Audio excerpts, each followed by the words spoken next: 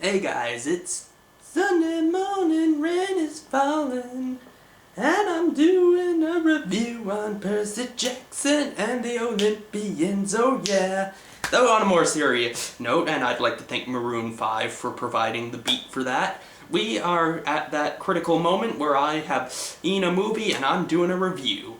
Right, so I went into Percy Jackson and the Olympians, the Lightning Thief, with very high expectations just because of the way the novel went and the way the director done on past films, and I gotta say, I was kinda disappointed in it. Okay, let's start off with the good stuff. First of all, there were certain plot elements that were intact. The whole traveling across America, the general premise of the gods, hooking up with mortals and having kids who walk among us and having to train at a special place and whatnot, and all the characters were there. Well, most of the characters were there, and yeah, so that was good. Well, let me give you some background on the movie. Okay, basically deals with this guy named Percy Jackson from New York City. He's got ADHD and dyslexia, and he's prone to getting kicked out of schools.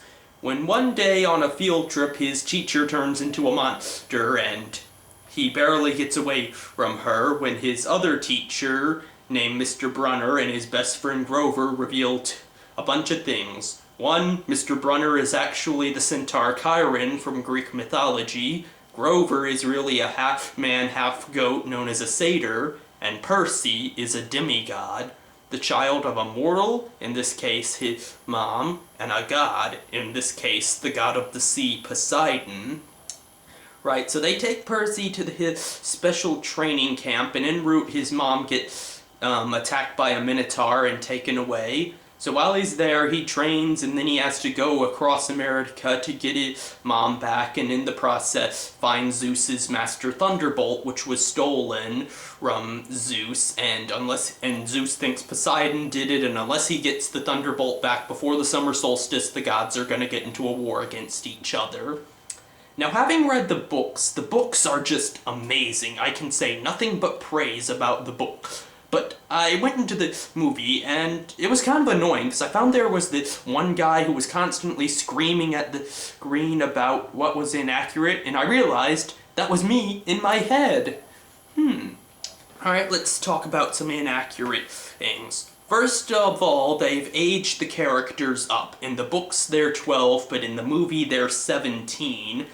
Also, in the books, Grover is white and nerdy and environmentalisty. He's sort of, please don't beat me up and take my lunch money.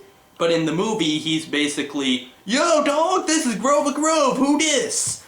And he's become an African-American, jive-talking, womanizing satyr, which was completely different from the books, so they might as well have named him something different. And also, Annabeth, in the book, she's blonde, but in the movie, she's brunette. And although she was kind of hot and all, you know, they got a 24-year-old playing her, so, I still had trouble kind of swallowing that.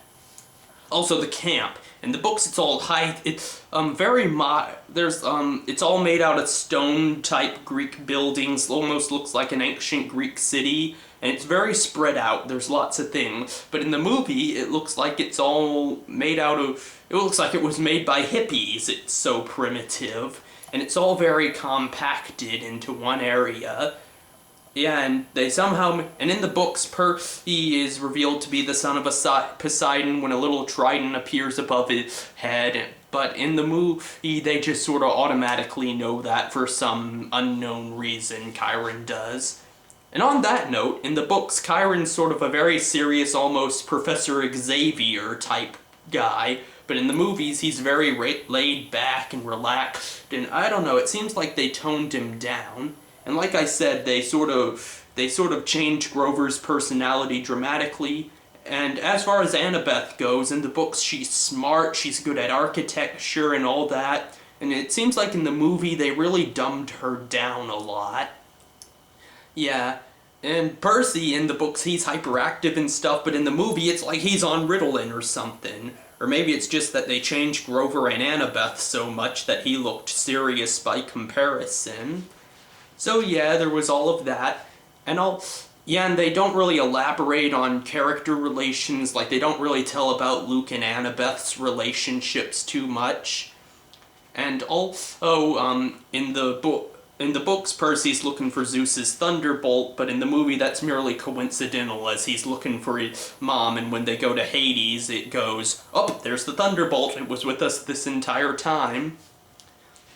And, yeah, that's another complaint. They villainized Hades. I hate it when movies villainize Hades. I mean, he's one of my favorite of all the Greek gods. One of these days I'm getting a t-shirt that says, Hades is my homeboy. Yeah, so I was pretty mad about how Columbus screwed that up. And on that note, I know it's important when you turn books into movies, you gotta cut certain scenes out. Okay, I'm cool with that, but you do not cut scenes out and then create brand new scenes. Like, they cut out the scene in St. Louis at the St. Louis Arch and put it at the Parthenon in Nashville, Tennessee. That was... I didn't go along with that.